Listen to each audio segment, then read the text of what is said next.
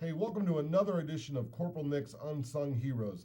Basically what we're doing, we have a program here. We go find unsung heroes in the community, either city employees, your neighbor, your friends that are doing extraordinary work throughout the city of DeSoto or in the city of DeSoto. We bring them in here, try to recognize and honor those type of individuals. The gentleman we have with us today is Juan Bragg. He is a program supervisor with the DeSoto Senior Activity Center. How you doing, Juan? Wonderful, wonderful. You know what? Why don't you tell us a little bit about yourself before we get started? Let everybody know who you are.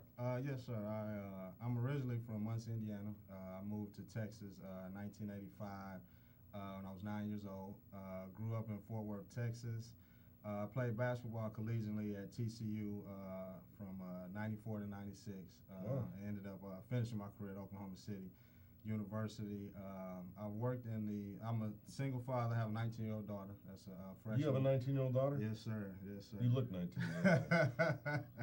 I appreciate it. I actually had her at 19. I didn't have her, but Now we can do the math. Yeah, I was a teenage father. But I was very fortunate. I raised my daughter her last 4 years of high school. She stayed with me. She's a freshman in college now. So that's my greatest accomplishment thus far, was getting her out of school and into college. And I've worked in the Parks and Recreation field for about 8 years now. I've worked in either the entertainment business, Parks and Recreation, and I've dabbled a little in real estate with my father from time to time. I got to ask you, you're a young guy. Yes, sir. What drew you to the Senior Center? How do you become the program supervisor at the Senior Center? Actually, I've worked with every facet of the community in recreation except for seniors previous to coming to DeSoto. And I was a kid, honestly, I was a good portion of my life I was raised by my grandparents. From the time I was probably 9 years old to 14, every summer I went back to my hometown of Muncie, Indiana. I was there for 3 months out of each year, and I was just very blessed that I come from a very good family, very intelligent grandparents.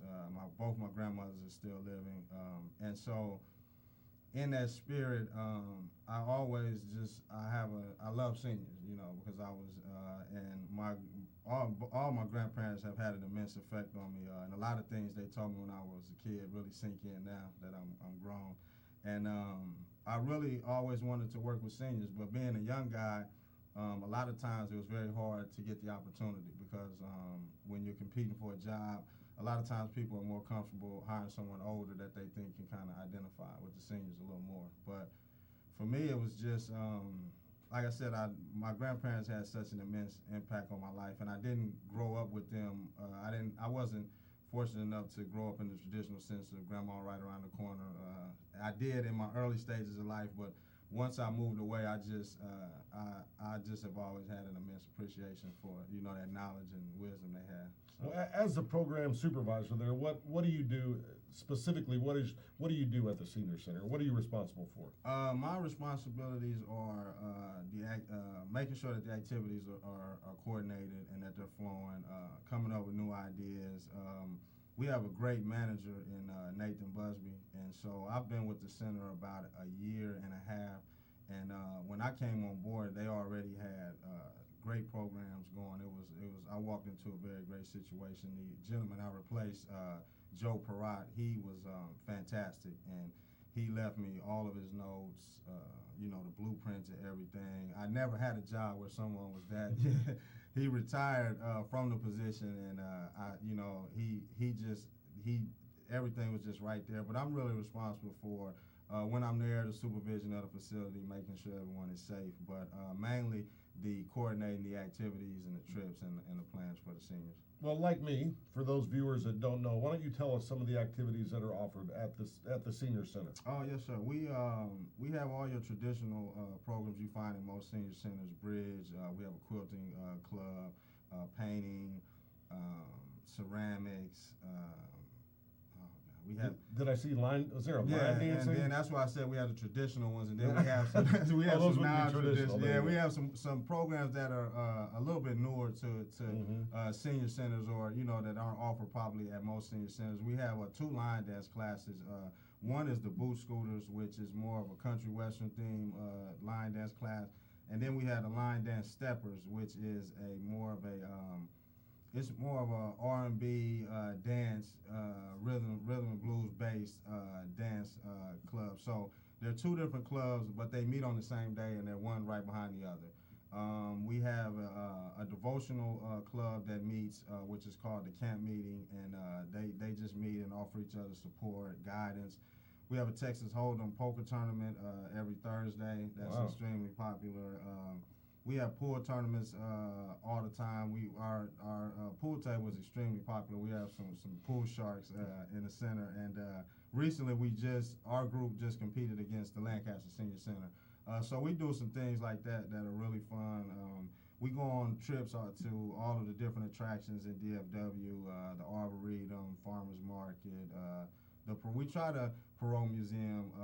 We try to offer a lot of trips for the seniors that wouldn't normally get out and explore those places. So. And I think the other thing that struck me when I talked to you about an issue that I had with a senior the other day, you provide transportation to and from. Yes. We to any senior citizen that lives in the city of DeSoto, we provide free transportation. All they have to do is call in the center between 7 and 7:30 in the morning.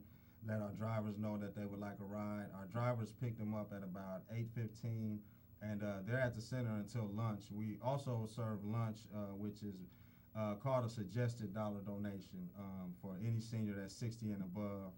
And the menus is provided through Dallas County, the area agency on aging, and the menus are prepared by registered dietitians. They're very nutritious. I didn't realize how many services and how essential we really were to the community before I started working at the Senior Center. So it's been very educational for me. I've just learned so much from how vital we can be in people's lives. Because a lot of these seniors, some of them we have, pretty much how me and you got together was, you have seniors some that just refuse to leave the home, and they've had very thriving, challenging, very, productive lives up until maybe a point of 3 or 4 years. They've kind of hit a dark spot. They may have lost a spouse or lost a child, and emotionally, it does so much for the seniors that we can get to come up there. And that's kind of one of the benefits of being the host of this show, of this program, because I get to pick sometimes who I want to have on here.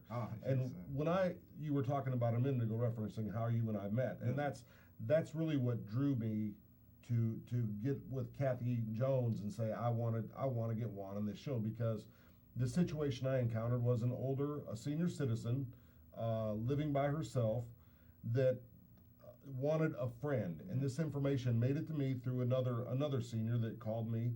And this woman just wanted a friend, and she kind of felt trapped in her house. And when I called you and put you on the speakerphone so you could talk to her, the compassion and the caring in your voice is really what struck a note with me. Oh, thank you. Because I got to tell you, I've been here 22 years. I have never set foot in that senior center. But when I talked to you on the phone and heard the kind of compassion that you have for these people, and then I went down there and met you personally and saw it again, that's really what led me, to want to have you on this. Nah, I really appreciate it. It's, like I said, that's just a credit, honestly, to my upbringing.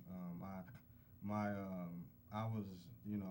laugh a lot of times when I tell people my family background. My father owned a nightclub. He worked for the city of Muncie, Indiana, and owned a nightclub when I was a kid, and ran it with my grandfather, which was my mother's father. So you can imagine the comedy that I saw growing up. But my father my grandfather was a retired police officer of 20 years. Yeah. He from 1959 to 1979 in Muncie, Indiana. So he always taught me to have a great respect for law enforcement, and he always taught me that cops were regular guys. He said, hey, grandson, they just want to make it home to their family like you and I. So in that, I grew up around public service, and my family was just real big on how you treat people, and so the way I approach my job, I treat all of these seniors. My grandmother, I have one grandmother that'll be 90 this year, and my other grandmother is 87, and so I treat each one of the seniors how I would want them to be treated, in their lives and how they're going along in Indiana. And like me and you were talking, this could be you or I 30 or 40 years from now. Exactly. So, you know, I always take that into consideration, and I just the stories that I've heard in working at the senior center, I never discount someone, or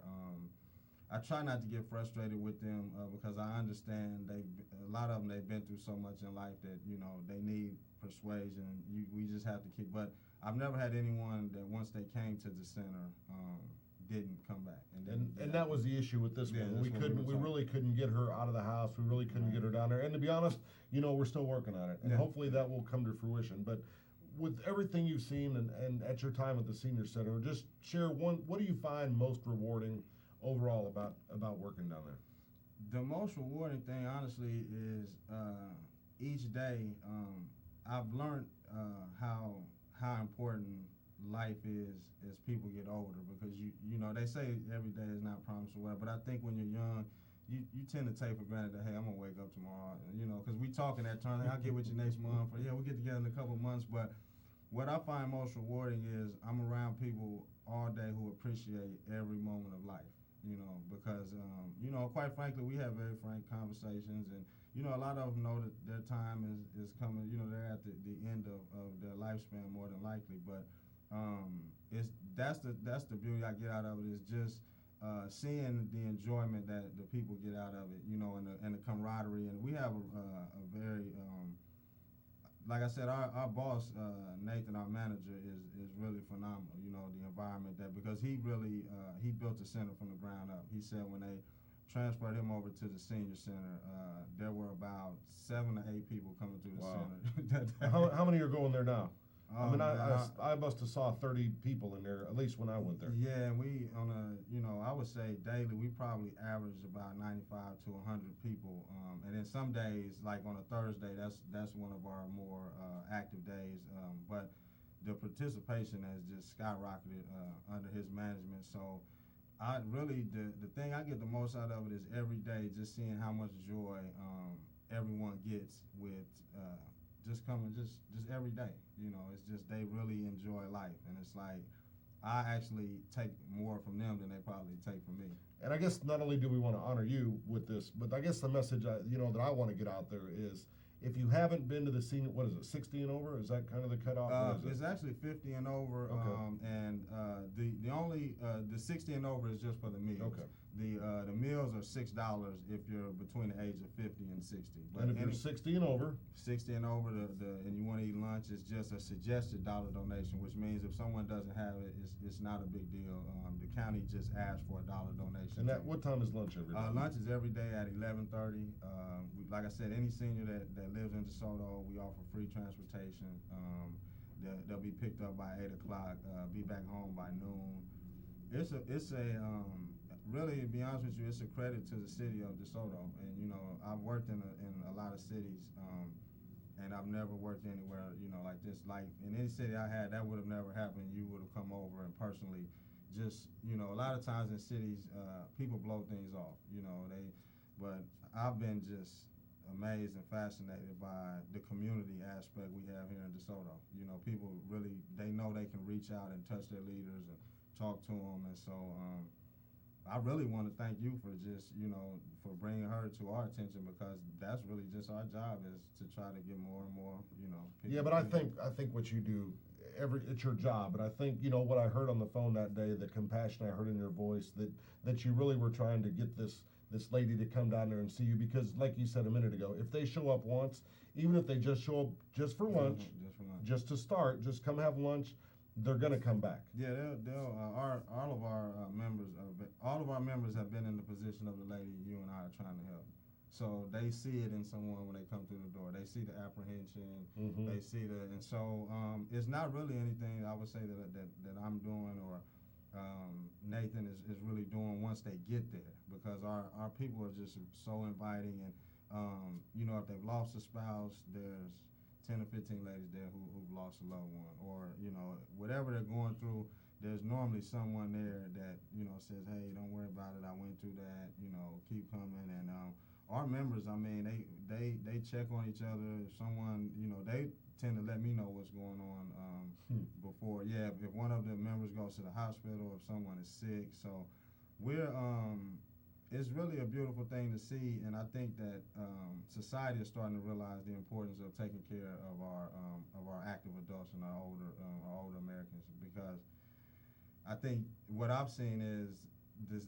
When I was a kid, 55 seemed to be very old. You know, like someone 55, it was like, but now, I mean, I meet guys who are 55, 60 years old. They're in better shape than guys, you know, and the same way with the ladies. So I think I'm one of those guys. One. Yeah, I believe it. But it's where we've gone. You know, my father is in his 60s and in great shape. You know, and I see that a lot. We have a fitness area. I didn't touch on that. We have really?